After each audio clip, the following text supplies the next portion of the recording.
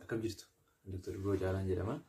Har'a waa'ee bahuu ulfaatii fi miidhaa isaa wal qabatu irrattan waan tokko waan hubannoodhaaf ni ta'a jedhee yaade qabadhee dhufeen jira. Isumaaf hordofaa. Ulfa baasuu jechuun yookaan bahuu ulfaa jechuun hiikuma isaarraa gaafa kaanu bahuu ulfaa jechuun afaan Ingiliffaatiin abortion jennaan nuti. Ulfi 728 ol yoo deemuu baate yookaan 728 gaditti ulfi ofiinis haa ta'u ogeessanis haa ta'u kan bahuu ta'e sun abortion jennaan jechuudha akka biyya keenyatti. Biyya biraa garuu hanga 720tti warri deeman illee jiru. 720 gadi abortion jedhu jechuudha.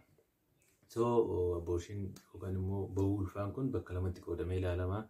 Innis spontaneous abortion fi induced abortion jennaani. Spontaneous abortion jechuun ulfi tokko ofuma isaatiin 728 otoo hin guutin yookaan ji'a 7 otoo hin guutin yoo dubartii tokkorraa dhiigni ofii isaatiin yaa'ee ulfi sun irraa bahee jechuudha. Inni sun maal jedhama? Spontaneous abortion jedhama. Isa san wanti goonu tarii yeroo dubartiin tokko 728 gaditti dhiiga isaa ta'u waan akka dhangala'aa yoo argite hatattama yeruma san gara mana yaalaa deemuudha kan ishiin qabdu. Maaliifini ofiin yaa'uun sunillee miidhaa irraan ga'uu waan qabuuf jechuudha. Inni lammaffaan medical induced abortion kan jedhamudha. Induced abortion jechuun immoo ulfa san kan ogeessi ofiinillee warri yaalan jiru. Innis unsafe abortion jedhama. Ofiin baasuuf garee yaalurra inuma jira. Garuu inni sun hin gorfamu, miidhaa baay'ee qaba. Unsafe abortion jedhama inni suni.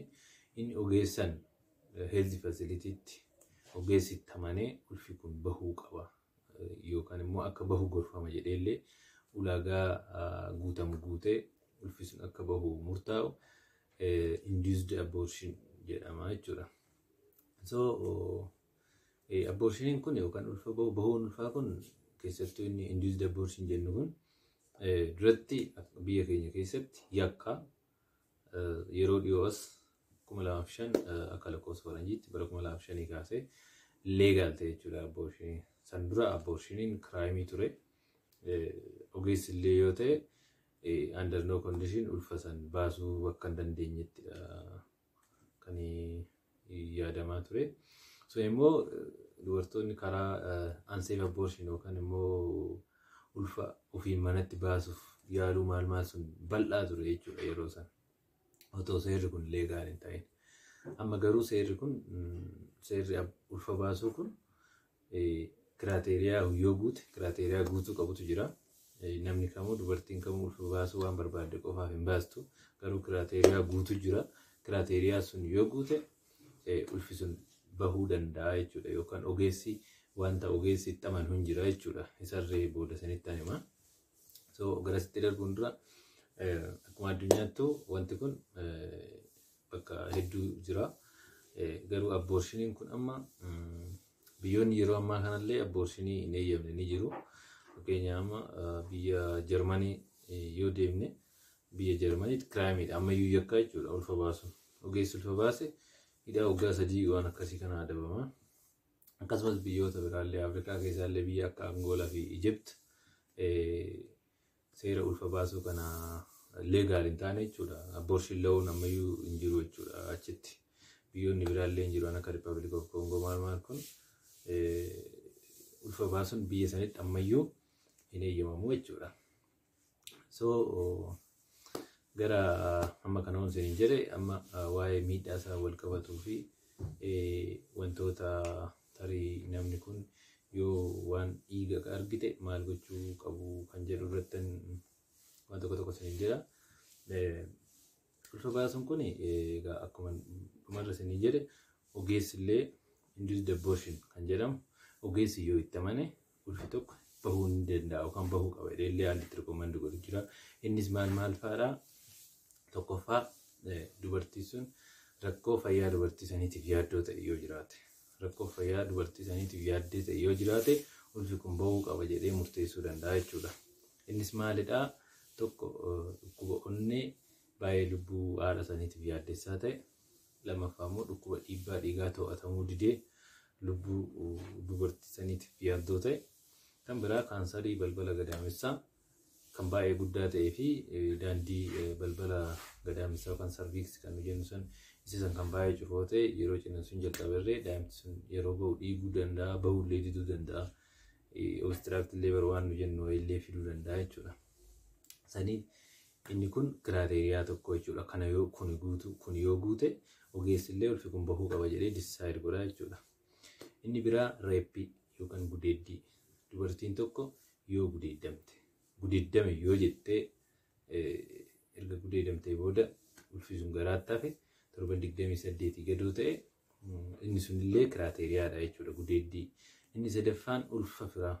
Dubartiin tokko firarraan ulfaa'e yoo jette dhuftee riippoortii yoo goote health institution kamittuu ulfi firarraa ulfaa'amu meedikaalis akka wanti sun bahuu akka qabu itti amanamaa jechuudha. Kiraateriyaa keessarree jira jechuudha. Inni biraa umurii. Dubartiin umuriin ishii waggaa 18 gadi taate tokko yoo kan garaatti hafte yookaan ulfooftu ta'e innillee abortionii kiraateriyaa kana keessa jira jechuudha. Nuti indication jenna. Indication nan jennuun yookaan immoo kiraateriyaa ulfii akka bahuuf itti fayyadamamu jechuudha. Kanadha. Inni biraallee yeroo tokko hiyyummaa yookaan dubartiin sun daa'ima garaatti hafee daa'ima san tarii waan ittiin guddiftu kan hin jirre sappoortii gargaaramaa hin taane qaama ishii gargaaruu hin qabaanne extreme poverty yoo jiraate yeroo inni illee akka kiraateriyaatti yeroo fudhatamu jira.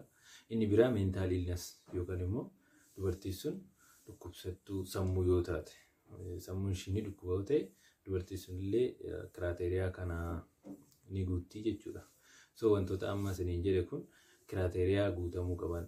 Ogeessi illee akka ogeessatti ulfi kun bahuu ni danda'a yookaan immoo yoo itti fufuu baate gorfama yoo jedhee torban 28 gaditti ulfi kun akka terminate ta'u kiraateriyaawwan kana fayyadamaa jechuudha. Kiraateriyaan kanaan alatti sababni biraa fudhataman qabu. Yoo request godhan illee yookaan yoo dubaroonni garaatti baatan waan kana gaafatan illee godhamuu hin danda'u jechuudha. Yoo godhame illee yakka jechuudha seera kanaan alatti. Kanadha. Inni biraa waa'ee complication yookaan immoo miidhaa isaan dhufu san irratti waan tokko isiniin jira. San dura garuu dubartiin kamiyyuu marsaa laguu kan argitu kamiyyuu gaafa marsaan laguu ishii itti dhufee kaasee usually marsaan laguu naannoo waggaa 13 average 13-14 itti dhufuu jalqaba. Sanii gaditti darbee dhufa. Guyyaa marsaan laguu jalqabatti dhufee kaasee hamma deemtee umurii ishii deemee gara 45-50 gidduu galee marsaan laguu irraa dhaabbatutti dubartiin kamiyyuu waa'ee ulfaa'uu yaaduu qabdi jechuudha. Yeroo walqunnamtii saalaa keessatti engage godhan waa'ee ulfaa'uu isaanii yaaduu qabu. San yaadanii mala kamiyyuu fayyadamuu qabu jechuudha. Ulfa hin barbaachifne san ittisuudhaaf karoora malee yookaan immoo ulfa hin barbaachifne san ittisuuf mala kamiyyuu fayyadamuu qabu jechuudha. Yoo jedhu contraception yookaan immoo haala da'iinsa maloota da'iinsa ittisan dubartiin kamiyyuu ni beeku. San hanga danda'amee fayyadamuudha jechuudha. Waa'ee abortion yookaan isa kana yaadurra. Maaliif jennaan wanti kun riskii qaba. Miidhaa baay'ee qaba. Dubaroota irratti miidhaa baay'ee geessisa jechuudha. Meedikaalii akkasumas immoo saayikooloojikaalii miidhaa tokko waan isaa saaxiluuf. So gara miidhaa isaatiitti yoo dhufu miidhaa tokkoffaan garmalee dhiiguu yookaan bleeding. Dubartiin tokkorraa ulfi yeroo bahu ofiin isaa bahu ogeessi isaa baasu ni dhiigaa jechuudha. Baay'ee dhiiguu dandeessi. Hundillee baay'ee dhiiguu baatu darbee tokko baay'ee dhiiguu danda'u jechuudha. Inni biraa infertility yookaan immoo dhala dhabuu. Dubartiin tokko yeroo tokko yoo ulfa ofirraa baaste parsantii hanga tokkoon carraan daa'ima kara fuulduraa argachuu ishii gadi bu'aa. Sun sababoota gargariitiif sababni tokkoffaan gadaamessi tarii yeroo madaa'u yookaan infekshinii yeroo horatu bakki daa'imti teessu yookaan karaan ittiin ovaarii hanqaaquun gara gadaamessaatti ittiin dhuftu sun yoo godaannisa ta'ee fayyuu ni duuda waan ta'eef dubartiin sun dhala dhabuu dandeessi jechuudha. Inni biraa urachuu gadaamessaa. Wanti san yaa pirosiijarii waan ittiin hojjetamutu jira. yeroo ulfi sun bahu tarii darbee urachuun gadaamessaallee jiraachuu danda'a jechuudha. Inni biraa incomplete abortion kan jedhamullee jiraachuu danda'a. San jechuun dubartiin sun ulfi sun irraa bahuuf yaalamee qulqullaa'ee fiirree erga qulqullaa'ee booda hanga tokko hafee booda dhiiga arguu dandeessi jechuudha. Guutummaa guututti bahuu baachuudhaan. Akkasumas immoo saayikoolojikaalillee miidhaa waan qabuuf dubarri ulfirraa bahe tokko ogeessis irraa baasu ofiinis irraa haa bahu saayikoolojikaal impaaktii waan qabuuf sunillee miidhaa biraadha jechuudha. Kanaaf walumaa galatti warra ulfa ofiin irraa yaa'ee fi yookaan ispoontaanous abortion isin jalqaba jedhe san dubartiin kamiyyuu torban 28 gaditti dhangala'aas haa ta'u dhiigas haa ta'u yoo argite that's not normal. Dhiigni normaaliin hin jiru jechuudha. Xiqqoollee taanan normaalii miti waan ta'eef bakka hordoffii gootu bakka hospitaalas haa ta'u buufata anywhere bakka hordoffii gootu san dhaqxee waan san akkuma ishee haasofsiisuu qabdii jechuudha. Warri immoo induced abortion amma jenne kana isa san karaa danda'ame kamiiniyyuu gochuu dhiisuudha. Keessattuu immoo danda'ame manatti ofiin yaaluun waan adda addaatiin ofiin ofirraa baasuun qoricha adda addaa fayyadamuun sibiila adda addaa of keessa gashuudhaan ulfa sana ofirraa baasuu yaaluun sun balaa guddaa waan ta'eef san godhuu tasumaan qabdanii jechuun barbaada. Warri YouTube chaanaalii keenya haaraa taatan yoo jiraattan YouTube chaanaalii keenya subscribe godhaa ta'u maatii ta'a fayyaa nagaa ta'a.